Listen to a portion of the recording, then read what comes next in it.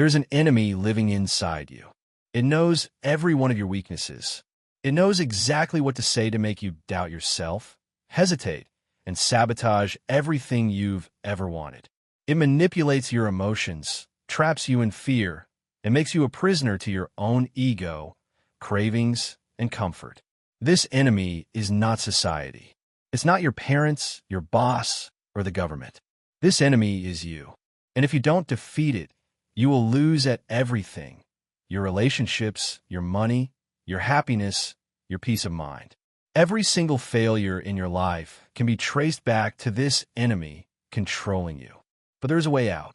And by the time this video ends, you will have the tools to destroy this enemy forever. Most people don't realize that their greatest battles aren't out there in the world. They are inside them. They waste years blaming circumstances, thinking the world is against them.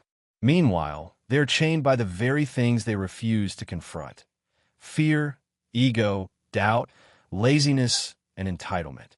Marcus Aurelius, Seneca, Epictetus, the greatest Stoics in history, understood one thing: the only real power you have is over yourself. The moment you stop blaming life, luck, or people for your problems is the moment you take full control of your destiny. The world owes you nothing. No one is coming to save you. And the only way forward is to face your demons head on. Today, we're going deep into 10 deadly enemies inside you. The 10 inner battles that are keeping you weak, lost, and frustrated. If you master these, you win at life. 1. Your ego is your worst enemy. Your ego is the biggest liar you will ever meet. It whispers in your ear, telling you that you're special, that you're destined for greatness, that you deserve respect, admiration, and success without putting in the work. It convinces you that you should be at the top without ever climbing the mountain. That's why most people stay weak. They think they already know everything, so they never learn. They think they deserve more, so they never earn. They think they're too good to start at the bottom, so they stay there forever. Your ego is the enemy that makes you lazy, arrogant, and blind. And if you don't kill it, it will destroy you. Look around. How many people have ruined their own lives because they let their ego take control? How many live in delusion, thinking they're better than they are, refusing to accept hard truths? They wonder why they keep failing, why life keeps beating them down, why nothing ever changes, but they refuse to look in the mirror. They refuse to accept that they are the problem. That is the curse of ego. It blinds you to reality, keeps you in a fantasy, and turns you into your own worst enemy. If you don't get rid of it, you will never improve. Imagine you're in a fight, and you start believing you're untouchable, invincible, unbeatable. The moment you stop respecting your opponent, the moment you stop seeing your weaknesses, that's the moment you lose. Life is the same. The second you start believing you're too good to fail, you've already failed. That's why warriors train every day, even after they become masters. That's why the best entrepreneurs wake up at 4 a.m., still grinding, even when they have millions. Because they know something weak people don't. The moment you stop sharpening the blade, it starts to rust. The moment you let comfort creep in, the moment you start thinking you've made it, that's when you lose everything. The world does not reward people who think they are great. The world rewards people who prove it over and over again until the day they die. But most people never even get started because ego whispers in their ear and convinces them that they're already good enough. So they stay stuck, repeating the same patterns, complaining about the same problems, blaming everything but themselves, and they never wake up. Ego is the reason people refuse to take feedback, refuse to accept criticism, refuse to learn from failure. Instead of facing the truth and growing, they get offended, they make excuses, they run away. But life doesn't care about your excuses. Reality doesn't care about your feelings. The only thing that matters is what you do. Weak people avoid the truth. Strong people chase it, no matter how painful it is. That's why the Stoics mastered the art of humility. Marcus Aurelius, one of the most powerful men in history, wrote a reminder to himself every single day. You're just a small soul dragging around a corpse. Imagine that. The emperor of Rome, the ruler of an empire, reminding himself that he is nothing. that his power, his status, his name, none of it matters in the grand scheme of things. And yet, people today walk around thinking they are too important to fail, too good to be criticized, too special to struggle. They live in delusion, convinced that the world owes them something. But the truth is, no one is coming to save you. No one cares about your potential. No one is going to hand you success. You either prove yourself or you don't. You either become valuable or you stay invisible. And if you're waiting for the world to recognize your greatness, you'll be waiting forever. 2. You're not your thoughts. Your mind is a battlefield. And every day, you wake up to a war you don't even realize you're fighting because the enemy is invisible. It's inside you. It disguises itself as doubt, fear, insecurity. It whispers to you, controlling you without you even noticing. It tells you you're not good enough, that you're not ready, that people will judge you. And if you listen to it, it will own you. The greatest trick your mind plays on you is convincing you that your thoughts are real, that every worry, every fear, every anxious thought is the truth. But the Stoics knew the secret, something modern society doesn't want you to hear. You don't have to listen. You don't have to obey every voice in your head. You don't have to believe every fear that pops into your mind, because you're not your thoughts. You are the master. You are the observer. You decide what to believe. You decide what to act on. Imagine waking up and feeling lazy, unmotivated, tired. Most people would let that feeling control them. They'd stay in bed, waste the day, and justify it later with some excuse.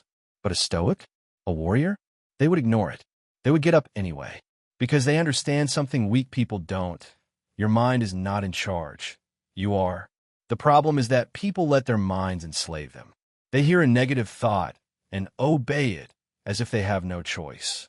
They feel fear and run, as if it's something they can't control. But you can control it. You can reject it. You can override it. The Stoics practiced something so powerful it should be taught in every school, every home, every workplace.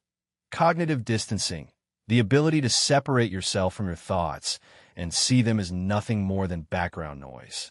Every time your brain says, I can't, I'm scared, I'm not good enough, stop. Ask yourself, who is speaking? Is it fear? Ignore it. Is it doubt? Challenge it. Is it insecurity? Crush it. Your brain is not your boss. Your emotions are not the truth. You don't have to act on them. You don't have to let them control you. You are in charge. And once you understand this, once you truly master your mind, you become untouchable. Imagine walking into a room and feeling self-doubt creeping in. Your old self would shrink, hesitate, overthink. But your new self, your Stoic self, would do something different. You would recognize the doubt, but you would not react. You would acknowledge the fear, but you would not obey. You would feel the anxiety, but you would take action anyway. That is what it means to be mentally strong. That is what separates the weak from the powerful. That is why warriors win before they even step onto the battlefield, because they have already won the war inside their mind. Your greatest enemy is not the world. It's not other people. It's not even your circumstances. It is you. And once you conquer yourself, once you master your mind, once you take absolute control over your own thoughts, you become something unstoppable. You become free. But until then, you will stay stuck. You will stay small. You will stay trapped in a prison of your own making. The question is, are you strong enough to escape? 3. Fear is an illusion. Fear has built more prisons than walls ever could. It has trapped more people than any cage. It has held back more dreams than failure itself. And the worst part? The prison is invisible. You don't even see the bars around you because they exist only in your mind. Fear is the most powerful weapon ever created, not by nature, but by people. Societies, governments, and weak minds have weaponized fear to control others, to keep people obedient, silent, and small. It is the invisible leash wrapped around the necks of millions. And most never even realize they are chained. Fear whispers in your mind, controlling you without force, without violence. It makes you your own oppressor. No one has to stop you from achieving your dreams. You will stop yourself. No one has to crush your ambition. You will do it for them. No one has to hold you back. You will hold yourself back. because you have been conditioned to fear failure, rejection, risk, and discomfort. Imagine standing at the edge of everything you've ever wanted. The business, the career, the body, the relationship, the life. It's right there in front of you. And yet, you hesitate. You second-guess. You overthink. What if you fail? What if you look stupid? What if people laugh at you? That is fear controlling you. That is weakness wrapping its hands around your throat, squeezing, suffocating. And every second you listen to it, you lose. You lose time. You lose opportunities. You lose the life you could have had. Because fear doesn't just hold you back, it steals from you.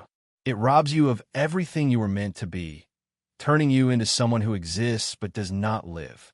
You think fear is protecting you, keeping you safe. But safe from what? Safe from growth. Safe from evolution. Safe from becoming more. Because that's all fear really does. It makes sure you never change, never improve, never rise above where you are now. Fear doesn't keep you safe. It keeps you small. Seneca, one of the greatest Stoics, said, "We suffer more in imagination than in reality." That means most of the pain you feel, most of the stress, most of the sleepless nights, most of the worries, they never happen. You're tormenting yourself over things that exist only in your head.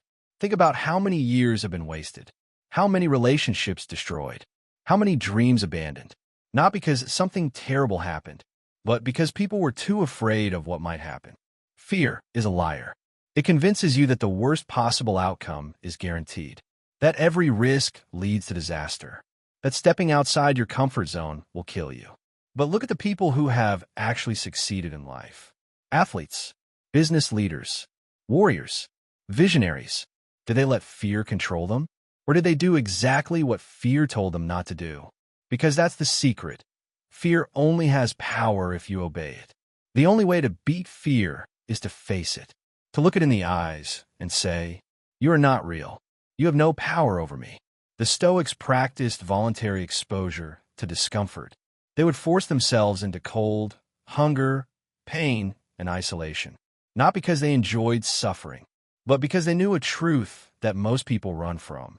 If you can master discomfort, fear becomes meaningless. If you train yourself to handle hunger, you will never fear going broke.